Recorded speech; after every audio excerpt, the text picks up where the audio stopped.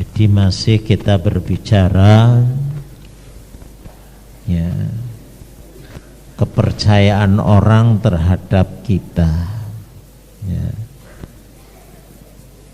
Imbal baliknya kepercayaan ini merupakan sendi dari sendi ketentraman, ketenangan di dalam hidup bersama. Contoh di dalam rumah tangga, kalau suami percaya terhadap istrinya, istrinya percaya terhadap suaminya, karena masing-masing jujur, tidak pernah dusta, tidak pernah selingkuh ya, betapa tentramnya ya kehidupan suami dan istri itu. Tapi kalau sudah ada benih-benih curiga, benih-benih tidak percaya yang timbul karena dusta, ini rumah tangga mulai goncang ya. Kalau terus menerus suami selingkuh, istri selingkuh, hilanglah kepercayaan di antara dua belah pihak. Itu artinya telah kiamatlah ketentraman di dalam rumah tangga itu. Nah, begitu pula kalau kita besarkan lagi, Mas, duduk Mas. Nah, di dalam kehidupan satu keluarga, bapak dengan anak, kalau sudah sering curiga, tidak mempercayai anak karena sering-sering dusta ya, padahal tidak ada tarikan, bilang ini ada tarikan untuk ini gitu kan. Orang tua nanti semakin curiga, apalagi nanti kalau boroknya sudah ketahuan, wah anakku ternyata ngapusi ya.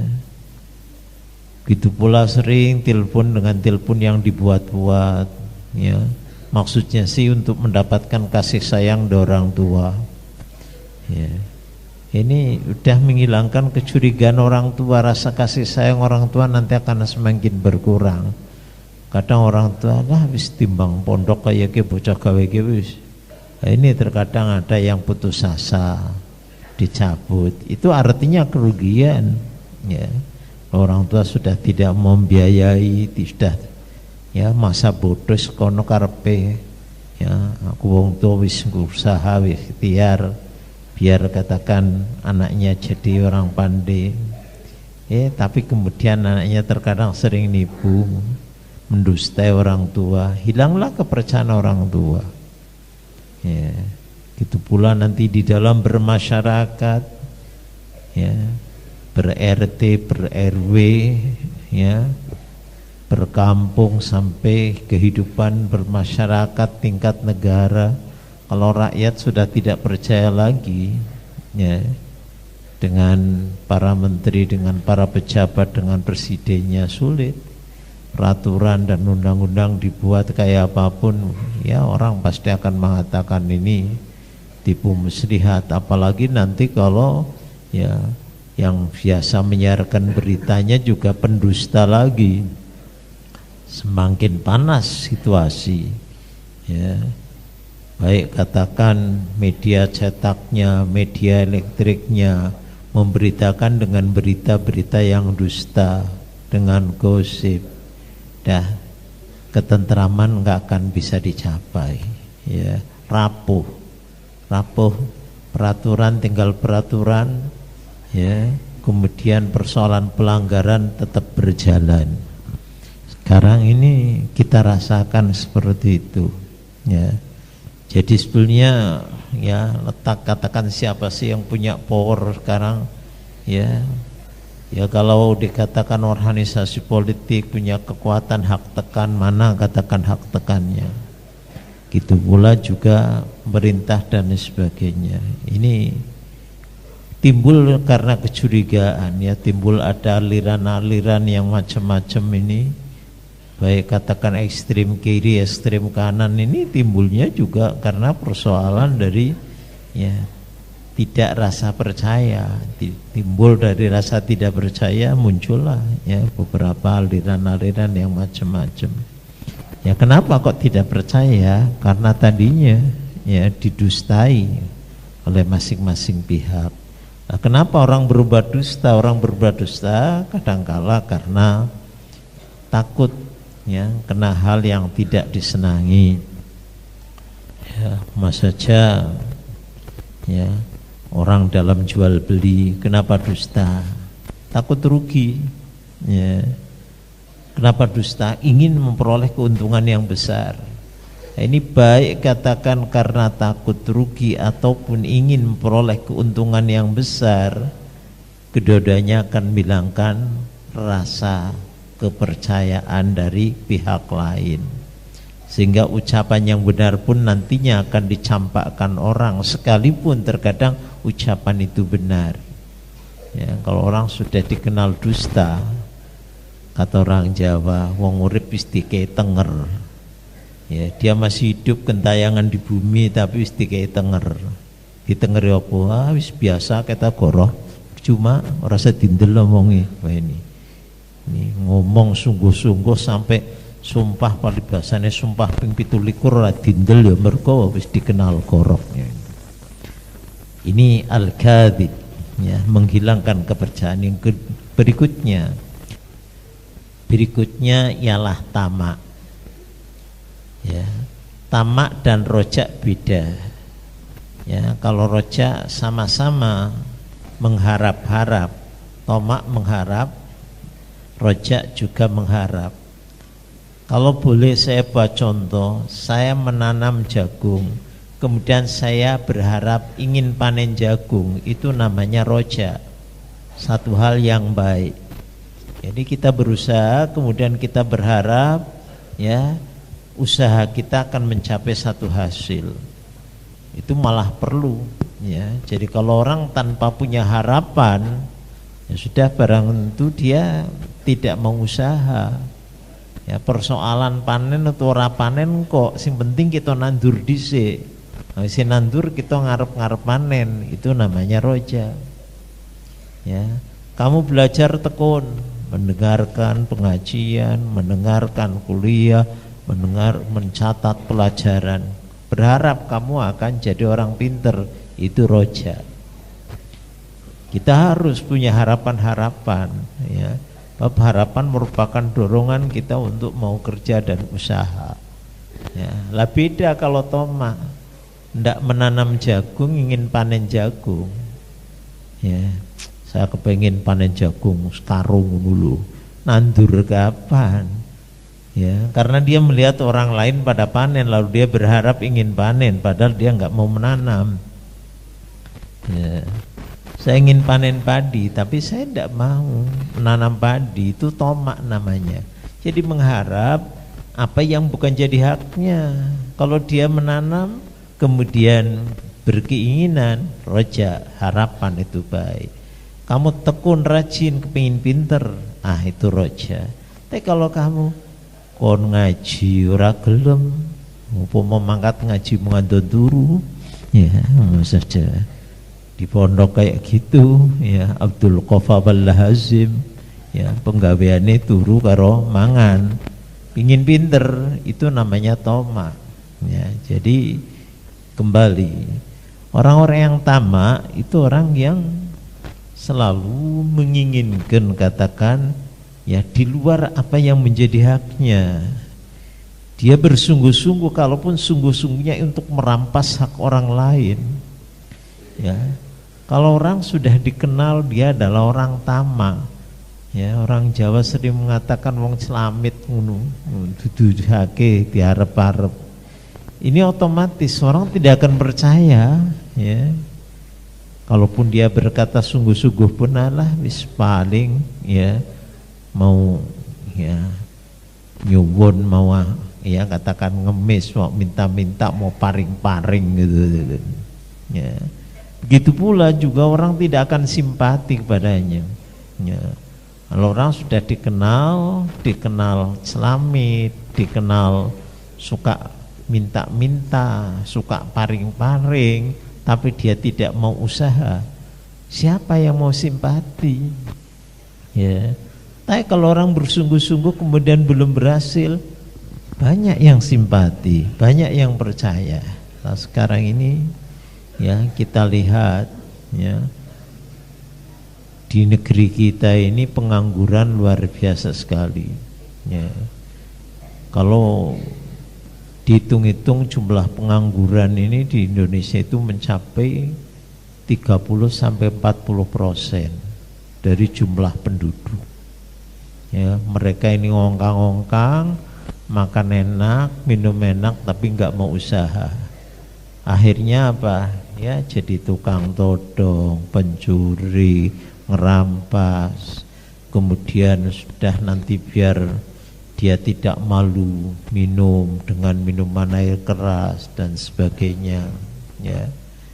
Kemudian menghayal, aku tidak bisa katakan hidup di villa, aku tidak bisa numpak mobil yang enak, udahlah saya menghayal saja ya, ya minum ya, dengan minum-minuman keras, zat-zat adiktif yang lain diminum. Ini berangkatnya dari tamak ya. Tidak mau ijtihad, tidak mau bersungguh-sungguh, tidak mau berkarya, tapi ingin hidup senang dan enak.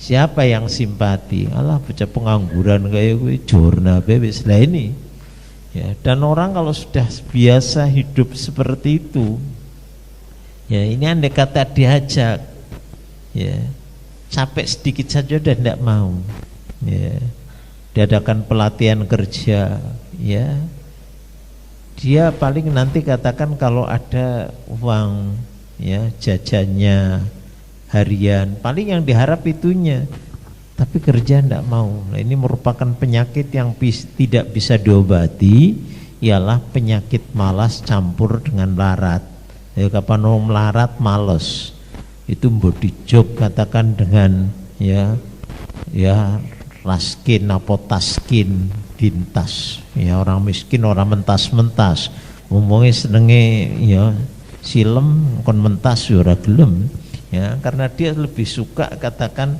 menyelam di dalam kemiskinan ya, biar ditaskin pun tidak mau dia mentas-mentas. Karena apa? Miskin dibarengi dengan malas, dia lebih banyak tamak, berharap lah nanti kalau tamaknya tidak berhasil jadi orang yang nekat. Karenanya ini semuanya berangkatnya dari situ. Jadi tidak percayanya orang kepada seorang karena orang tersebut berangkatnya dia tamak ya, mengharap sesuatu yang bukan haknya ataupun mengharap di luar daripada apa yang semestinya bisa dimilikinya. Berikutnya yang akan menghilangkan kepercayaan orang yaitu khianat. Karenanya orang pengkhianat itu tidak dipercaya oleh orang banyak, itu satu hal yang udah jelas ya, udah nyata kalau pengkhianat itu tidak dipercaya oleh orang ya. Bahkan rasa tidak percayanya seseorang ataupun masyarakat kepada pengkhianat itu lebih kuat daripada rasa tidak percayanya kepada si pendusta, kepada orang yang toma, kepada orang yang berpura-pura. Jadi hilangnya kepercayaan dan larinya masyarakat dari pengkhianat itu lebih nyata dan lebih kuat daripada ya, larinya masyarakat dari orang yang sekedar dusta ataupun sekedar tamak. Karena apa? Pada hakikatnya khianat itu adalah merupakan kumpulan ya, tindakan nipu itu ya berarti khianat, pura-pura ya khianat, nifak ya juga khianat, dusta juga khianat, tamak juga khianat ya. Jadi karenanya pengkhianatan dilakukan oleh siapapun lah katakan. Sudah contoh paling mudah itu suami istri ya. Kalau udah suami khianat terhadap istrinya, istri khianat kepada suaminya ya, dah itu merupakan ya kiamat lah, kiamat dari kebahagiaan di dalam kehidupan ini ya. Orang khianat itu ya nipu, ya pura-pura, ya munafik orang khianat itu ya. Kenapa dia pura-pura? Ya, karena dia katakan akan menyembunyikan niat jahatnya. Orang khianat kan menyembunyikan niatnya, itu berarti ya munafik, ya pura-pura dan sebagainya. Ya. Selanjutnya yang akan menghilangkan kepercayaan seseorang itu ialah anani, egois. Orang yang tahu hanya dirinya sendiri. Ya. Tanpa jasa saya ndak begini nih. Kalau tidak saya yang kerja ndak akan jadi. Layong dia hanya satu di antara 100 orang yang kerja kok. Dia mengatakan tanpa saya. Bangunan ini kalau ndak ada saya nggak jadi. Loh. Ya, emangnya cuman kamu yang kerja? Kerja tukang kok katakan. Ya, kamu hanya ongkang-ongkang saja. Malah terkadang orang egois itu dia pada hakikatnya dia hanya dalam bahasa Jawa wong cuman numpang silit tanget tok ngono nuling aku koyo-koyo akulah katakan. Dia tertutup oleh hidungnya yang besar itu. Ya, sehingga ora weruh ngisore krana ketutup karo ya hidung yang besar. Jadi orang-orang yang egois itu akan selalu berbicara tentang dirinya dengan hal-hal yang dibesar-besarkan tidak sesuai dengan kenyataan. Ya. Dan terkadang apa yang ia katakan itu juga menyimpang dari garis yang benar. Ya. Dia tidak berbuat apa katakan wah saya sudah korban untuk kepentingan ini katakan. Ini semuanya pengorbanan saya. Wah, kalau bukan saya yang korban, tidak jadi. Ya apa saja katakan.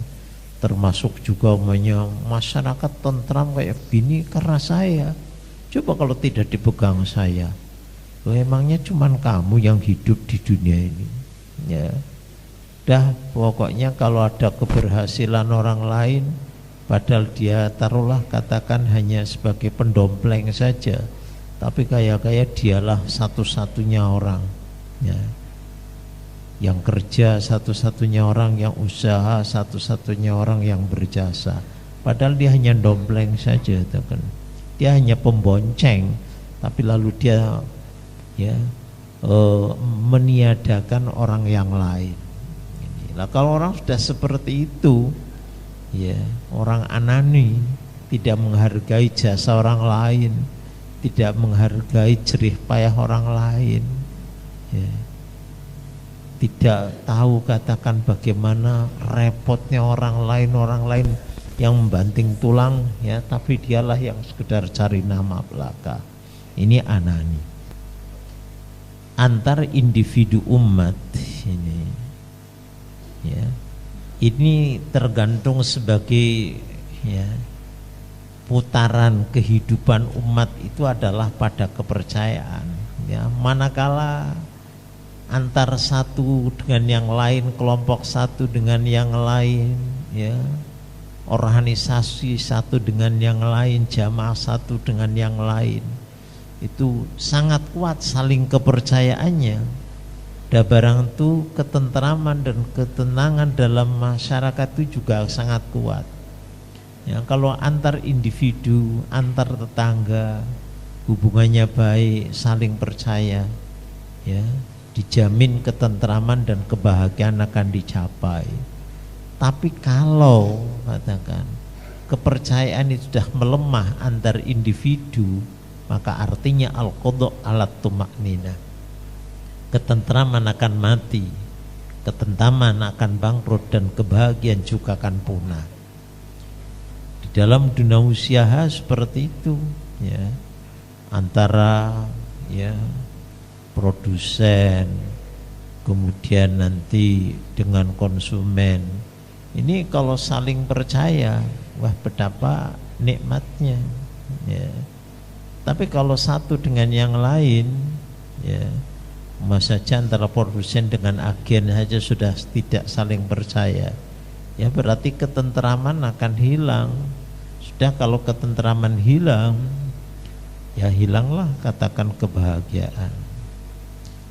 Sekarang contoh Mas Jan, ya, pengusaha apalah katakan saya sebagai pengusaha meja kursi, atau saya pengusaha semen aja. Nah ini kalau agen-agen saya jujur, saya kirim enak, dah katakan ada permintaan sekian kirim, permintaan kirim. Tapi kalau katakan sudah pernah khianat agen itu, ya saya mau bagaimana mau kirim barang. Lah nanti dari agen ya mau dikirim kepada para penjual ke toko juga macet lagi. Nah kemacetan ini juga akan menghilangkan kepercayaan orang. Ya, si pembeli saja bilang, Pak ada barang ini lagi dikirim, tapi dari sananya macet, dari pusatnya macet. Ya sudah, orang lalu tidak percaya sudah kalau seperti itu, katakan hubungan satu dengan yang lain sudah saling curiga. Ini dalam dunia ekonomi pun juga akan menyebabkan kekacauan. Ya. Jadi karenanya ya madarut thiqah, katakan lingkaran kepercayaan ini adalah merupakan lingkaran yang menentukan ketentraman dan juga akan menentukan kebahagiaan. Jadi kepercayaan yang imbal balik itu adalah merupakan tali yang mengikat hubungan satu dengan yang lain, baik dalam urusan kemasyarakatan, urusan ekonomi dan urusan politik. Ya. Kalau antar individu ini perlu ada kepercayaan yang imbal balik untuk ya mengikat hubungan, maka begitu pula antar kelompok, antar organisasi, antar perkumpulan, antar jamaah, antar partai satu dengan yang lain. Ya. Sebagaimana juga hubungan baik antara partai satu dengan yang lain, organisasi satu dengan yang lain, kelompok satu dengan yang lain, begitu pula ya kepercayaan yang imbal balik ini harus terwujud antara bangsa dan bangsa, antara negara dengan negara. Ya. Nah, kalau sudah antar satu dengan yang lain saling mencurigai, ya, ke dalam saling mencurigai hubungan luar negeri, ya, katakan saling mencurigai, ya, maka akan lepaslah ikatan satu dengan yang lain. Ya, lepasnya ikatan suami istri kan juga kayak gitu, karena sudah suami tidak percaya pada istrinya, istri tidak percaya pada suaminya, udah lebih baik lepas saja itu. Ya, begitu pula juga dalam hubungan yang lain juga seperti itu. Hubungan ekonomi sangat kuat sekali ini, ya, kepercayaan yang imbal balik ini. Ya, terkadang putus hubungan antara ya konsumen dengan agen ya karena sudah tidak ada saling percaya satu yang lain. Ya, karenanya biasakan kita berkata dan berbuat jujur, hindarkan perbuatan yang tercela dari diri kita, hindarkan ya ingkar sama janji. Kalau kita sudah membiasakan berkata jujur, berbuat jujur, membersihkan dari sifat tercela, ya, maka kepercayaan akan berada dalam tangan kita. Ya. Dan apabila kita sudah memperoleh ya kepercayaan manusia, itu berarti kunci sukses ada pada kita, kunci keberuntungan dan kunci sukses ada dalam kita. Ini dalam masalah apa saja. Karena hindari, jangan sampai kita melemahkan kepercayaan orang kepada kita, sebab kita akan hidup bahagia itu adalah dengan kepercayaan. Al-Hasad wallahu alam. Al-Fatihah.